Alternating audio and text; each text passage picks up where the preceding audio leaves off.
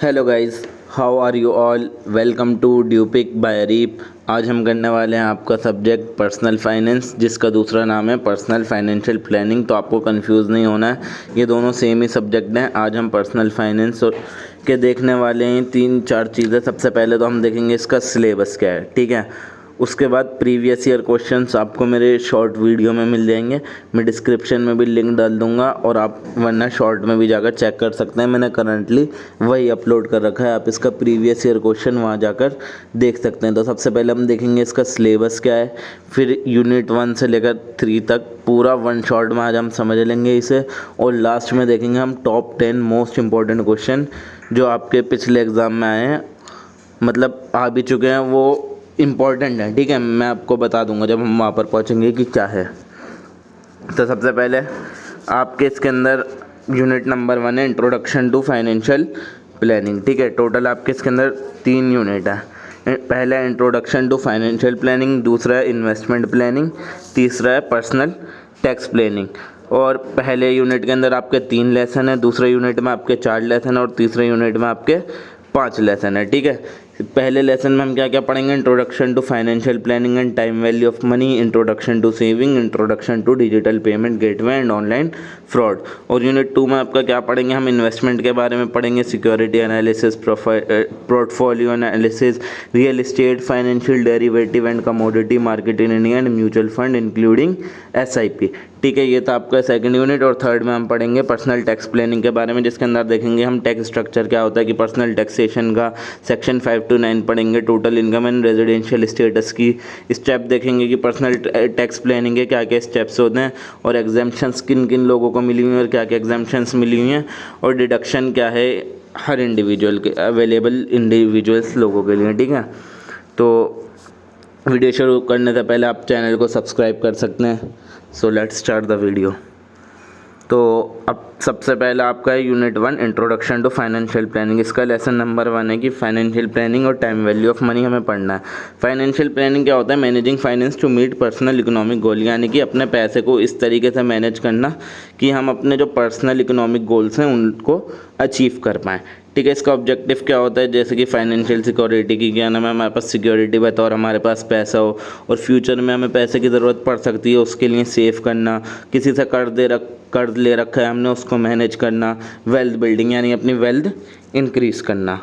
इसके कंपोनेंट क्या क्या हो सकते हैं, हम बजटिंग करते हैं, सेविंग करते हैं, कहीं पे इन्वेस्टमेंट करते हैं, इंश्योरेंस लेते हैं, टैक्स प्लानिंग करते हैं, रिटायरमेंट की प्लानिंग करते हैं, इस्टेट खरीदने की यानी कि वो जो प्रॉपर्टी वगैरह में इन्वेस्ट करना होता है। तो इन सब तरीक़ों से हम क्या करते हैं, अपना पर्सनल फाइनेंस मैनेज करते हैं। अब स्टेप्स क्या क्या हैं हमारे फाइनेंशियल प्लानिंग में। सबसे पहले है एस्टेब्लिश फाइनेंशियल गोल। सबसे पहले तो गोल डिसाइड कर लेना है कि आपको क्या चीज़ अचीव करनी है। उसके बाद गैदर्स फाइनेंशियल इन्फॉर्मेशन, आपको आसपास से इन्फॉर्मेशन कनेक्ट करनी है कि किस तरीके से हम ये चीज़ कर सकते हैं, किस तरीके से ये अपना गोल अचीव कर सकते हैं। और उसके बाद अपना फाइनेंशियल स्टेटस देखना है कि हम कहाँ पर खड़े हुए हैं, हमारे पास कितना पैसा है, कितना नहीं है, कितना कहाँ से आएगा, कितना कहाँ सेव करना है, कितना कहाँ इन्वेस्ट करना है, ठीक है। उसके बाद पूरा एक आपको फाइनेंशियल प्लान तैयार कर लेना, ये आपका चौथा स्टेप है कि मतलब आपको किस तरीके से सेव करना है, किस तरीके से इन्वेस्टमेंट करना है, इसका पूरा प्लान तैयार कर लेना है। फिर उसके बाद जो आपने प्लान बनाया है उसको इम्प्लीमेंट करना है। सिर्फ प्लान बनाने से काम नहीं चलेगा कि आपने बनाकर छोड़ दिया और उसको करा ही नहीं। तो जो आपने प्लान बनाया उसको इम्प्लीमेंट करना है। And monitor and review the plan regularly. अगर आप प्लान इम्प्लीमेंट तो कर दिया बट आप उसको मॉनिटर नहीं कर रहे, बार बार देख नहीं रहा है कि ठीक चल रहा है या नहीं चल रहा है, रिव्यू कर रहे हैं उसे कि देखना बार बार कि ठीक काम हो रहा है या नहीं हो रहा, तो ये चीज़ आएगी आपका मॉनिटर एंड रिव्यू के अंदर, ठीक है। अब टाइम वैल्यू ऑफ मनी क्या होती है, देखो आज की और फ्यूचर की टाइम वैल्यू ऑफ मनी कभी भी सेम नहीं होती, ठीक है। मान लो कि आपने कोई चीज़ आज 5 रुपए की खरीदी, वो ज़रूरी नहीं है अगर आप 1 साल बाद ख़रीदने जाएं वो 5 रुपए की हो सकता है उसकी वैल्यू बढ़कर 10 रुपये भी हो जाए, हो सकता है उसकी वैल्यू कम होकर 2 रुपये भी हो जाए, ठीक है। देखिए जो टाइम के साथ मनी की वैल्यू चेंज होती है, यही होता है हमारा टाइम वैल्यू ऑफ मनी, ठीक है। अब इसके कंपोनेंट क्या क्या होते हैं,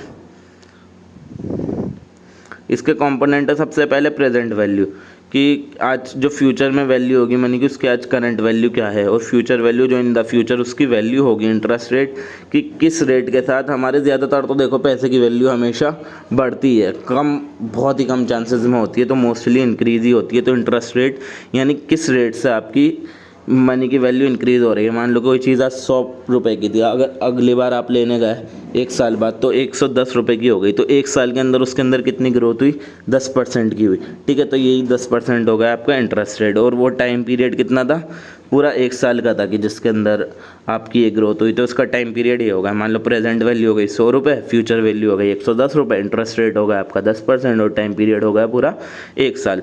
तो आई थिंक मुझे लगता है कि आपको ये टॉपिक अब समझ में आ गया होगा। फ्यूचर वैल्यू का फॉर्मूला दे रखा है आपका, प्रेजेंट वैल्यू का दे रखा है।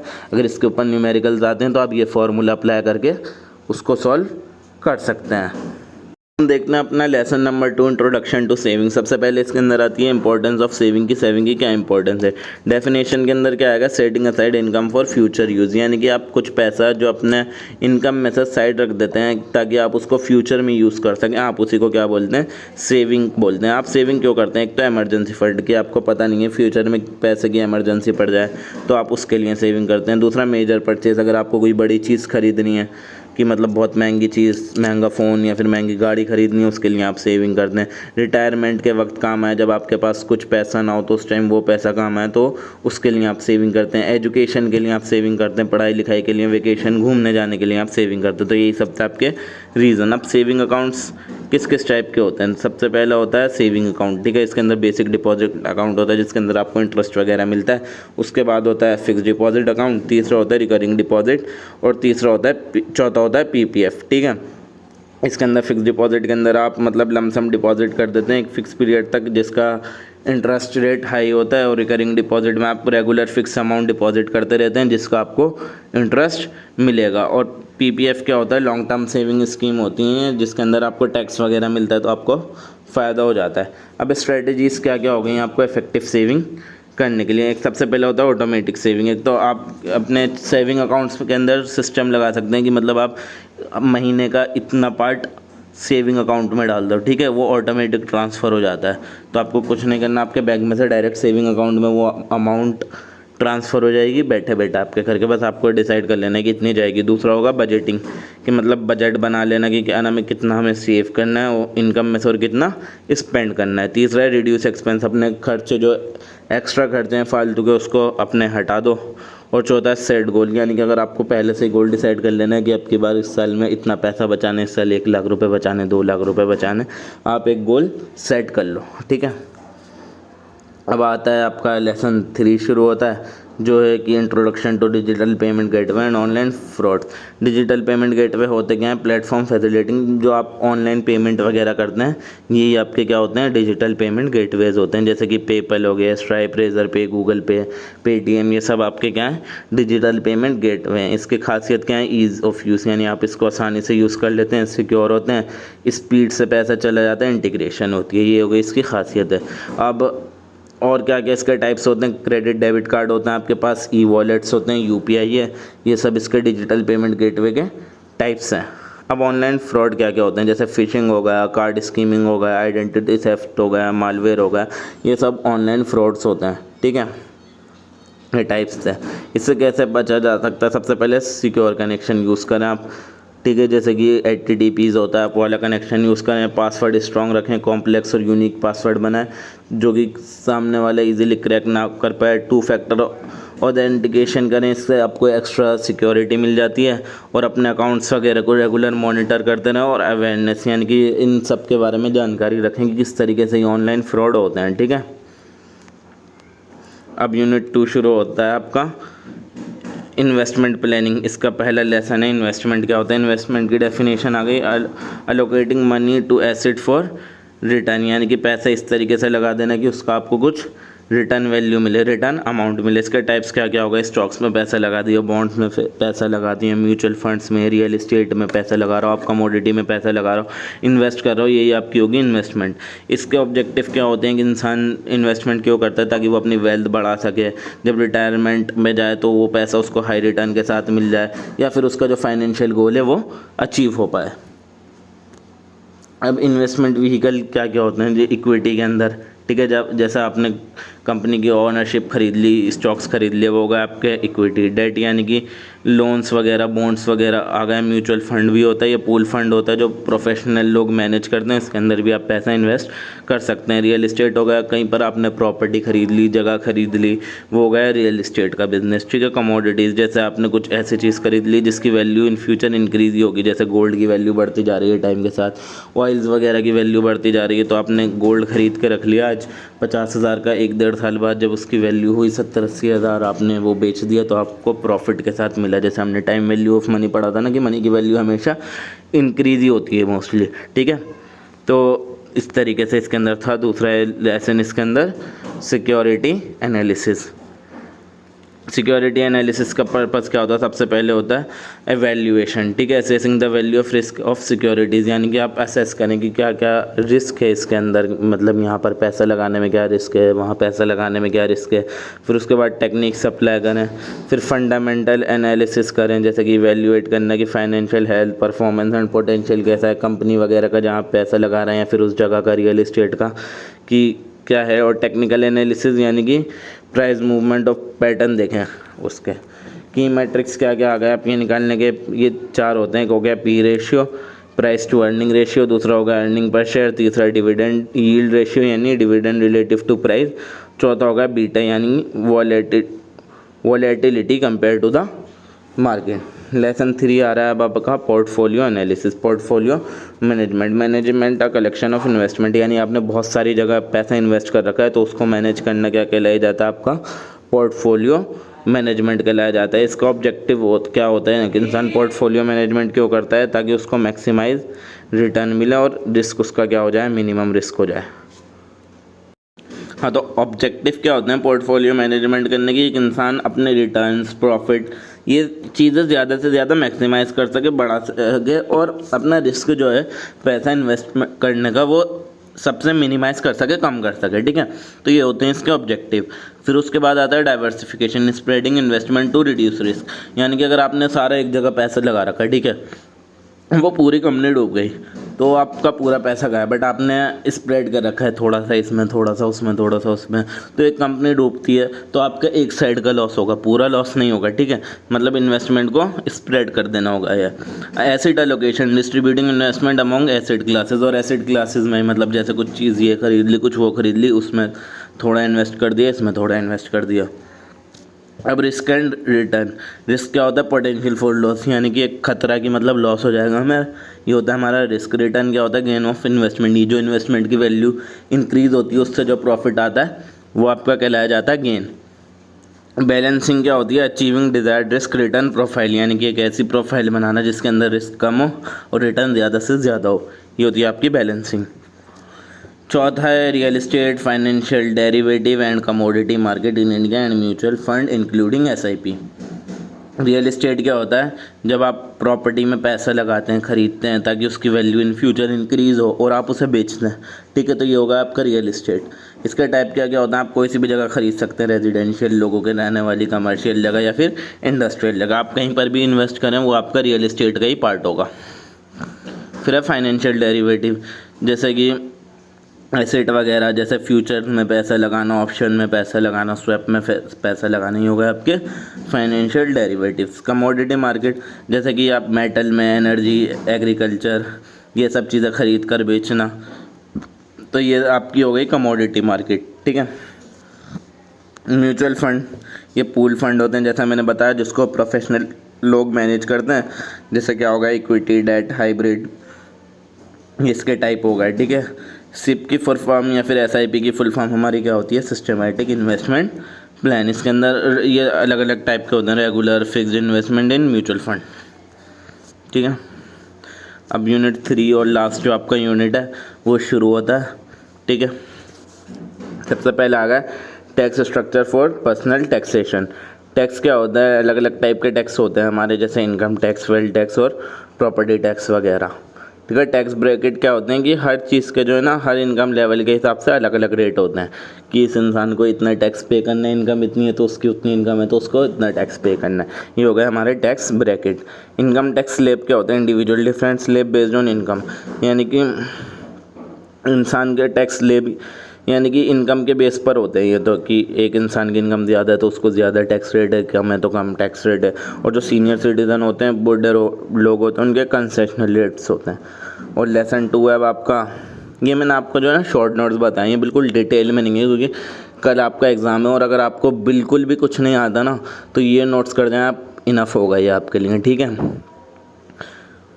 और आप इसके अंदर इसको थोड़ा डिटेल में करके लिख सकते हैं, मैंने जितना बताया बस आपको उतना नहीं लिखना, आप और ज़्यादा बढ़ा चढ़ा कर इसको लिख सकते हैं, आपको बनाना आता है, आप एक कॉलेज स्टूडेंट हैं तो अब आप ये कर सकते हैं।